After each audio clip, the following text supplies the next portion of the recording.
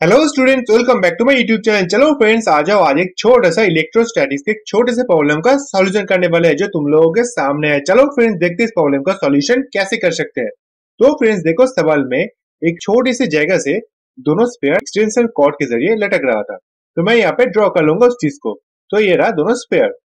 अब देखो, सवाल में बताया गया है दोनों स्फीयर में सेम चार्ज है, तो मान लूंगा मैं यहाँ पे पॉजिटिव चार्ज। अगर आप चाहे तो नेगेटिव चार्ज भी मान सकते हैं, इसमें कोई फर्क नहीं होने वाला यहाँ पे। तो देखो, दोनों स्फीयर में पॉजिटिव चार्ज होने की वजह से दोनों स्फीयर एक दूसरे को रिपल्सन करेगा। तो इसीलिए दोनों स्फीयर एक दूसरे से छोटी सी डिस्टेंस पे स्टेबलाइज्ड है। सवाल में बताया गया कि चार्ज का वैल्यू क्या होगा। तो मैं यहाँ पे लिख लूंगा लेट द चार्ज का वैल्यू, मैं पकड़ लूंगा क्यू। तो मैं यहाँ पे दोनों में क्यू को लिख लूंगा। अब सवाल में छोटे छोटे कुछ चीजों के बारे में बताया गया है, तो मैं उसे लिख लूंगा। तो सवाल में देखो 0.28 मीटर बताया गया है दोनों के बीच का डिस्टेंस। तो इसी के जरिए मैं यहाँ पे एक परपेंडिकुलर ड्रॉ कर लूंगा। ये जो परपेंडिकुलर है, ये है इनिशियल पॉइंट। मतलब कि जब दोनों स्फीयर में चार्ज नहीं था, तो दोनों स्फीयर उस पॉइंट पे सबसे पहले स्टेबलाइज था। तो अब जब यहाँ पे चार्ज मौजूद है, तो इसी की वजह से थीटा एंगल, मतलब कि थीटा थोड़ा सा एंगल पे डिस्टेंस पे दोनों स्फीयर स्टेबलाइज्ड है। इस जो रस्सी है, इसमें टेंशन एक्ट होगा। तो टेंशन क्या, एक वेक्टर क्वांटिटी है। अब यहाँ पे देखो, ये जो थोड़ा सा एंगल मैंने लिखा है देखो ग्रीन कलर में, वो भी थीटा है। तो मैं यहाँ पे टी कॉस थीटा और आसानी से टी साइन थीटा को लिख सकता हूँ, क्योंकि टी एक वेक्टर क्वांटिटी है। तो मैंने यहाँ पे इतना तो इंफॉर्मेशन इस इमेज से कैलकुलेट कर लिया। अब चलो थोड़ा थियोरेटिकल कॉन्सेप्ट भी इस्तेमाल करेंगे। देखो, दोनों स्फीयर में चार्ज है, तो इसीलिए यहाँ पे कूलॉम फोर्स का मैं इस्तेमाल कर सकता हूँ आसानी से। तो चलो इसका इस्तेमाल करते हैं। So force equal to 1/4πε0 into Q1 Q2, दोनों का वैल्यू सेम है चार्ज का, तो इसलिए Q square by R square. तो R का वैल्यू देखो 0.28 मीटर, जो ऑलरेडी सवाल में बताया गया है। तो मैं यहाँ पे देखो फोर्स को डायरेक्शन लिख सकता हूँ दोनों तरफ, और टी साइन थीटा का डायरेक्शन देखो फोर्स के बिल्कुल ऑपोजिट है, तो इसीलिए फोर्स को मैं टी साइन थीटा के साथ इक्वल कर सकता हूँ। और इसी इक्वेशन से मैं चार्ज को आसानी से कैलकुलेट कर सकता हूँ, क्योंकि मैं लिख सकता हूँ Q square equal to 4πε0 into R square into T sine theta. So Q equal to देखो मैं लिख सकता हूँ root over 4πε0 into R square into T into sine theta. तो मैं यहाँ पे 4πε0 और आर का वैल्यू तो मुझे पता है, तो मुझे सिर्फ और सिर्फ टी और थीटा का वैल्यू कैलकुलेट करना होगा। तो चलो उसे कैलकुलेट करते हैं। तो सवाल में देखो एक और क्वांटिटी मास का वैल्यू, मतलब कि दोनों स्फीयर का मास का वैल्यू मुझे बताया गया है, जो कि है 10 मिलीग्राम।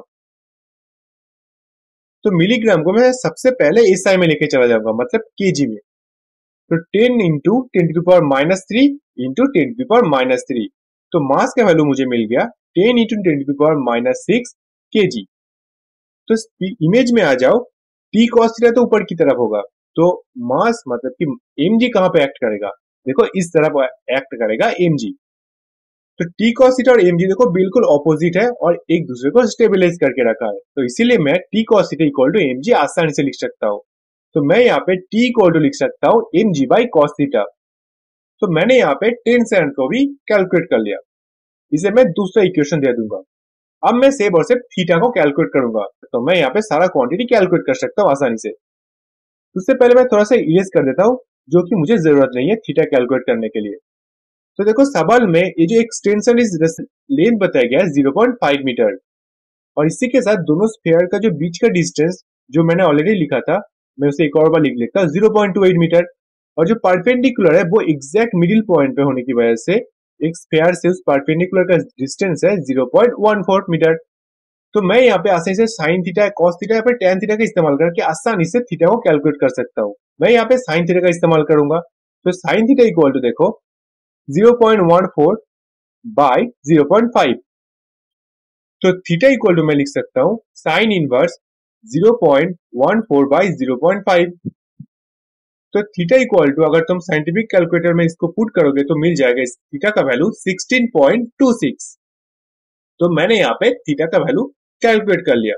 अब चलो थीटा के वैल्यू को दूसरे इक्वेशन, मतलब कि 2 नंबर इक्वेशन में पुट करूंगा। तो टी इक्वल टू देखो मास का वैल्यू मुझे पता है 10 इंटू 10⁻6, ग्रेविटेशनल कांस्टेंट का value 10 by cos into theta का वैल्यू 16.26।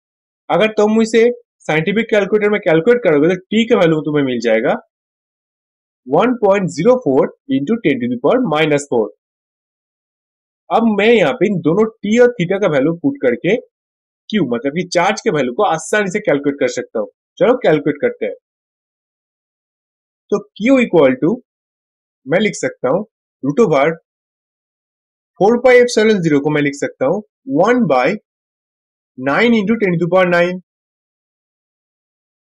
इंटू आर का वैल्यू देखो 0.28 मीटर, तो मैं यहाँ पे लिख सकता हूँ 0.28 का होल स्क्वायर। टी का वैल्यू मैंने अभी कैलकुलेट किया जो कि ये रहा 1.04 इंटू 10⁻⁻⁴ इंटू साइन थीटा जो कि 16.26 थीटा का वैल्यू। अब चलो अगर इसे तुम साइंटिफिक कैलकुलेटर में कैलकुलेट करोगे तो क्यू का वैल्यू तुम्हें मिल जाएगा 1.59 इंटू 10⁻⁸। सो फ्रेंड्स, ये रहा इस प्रॉब्लम का सॉल्यूशन मतलब कि चार्ज का वैल्यू। मेरे ख्याल से तुम लोगों को समझ में आ चुका है कि कैसे सॉल्यूशन किया। अगर अच्छा लगा तो वीडियो को लाइक करना, चैनल को सब्सक्राइब करना मत भूलना। Have a good day.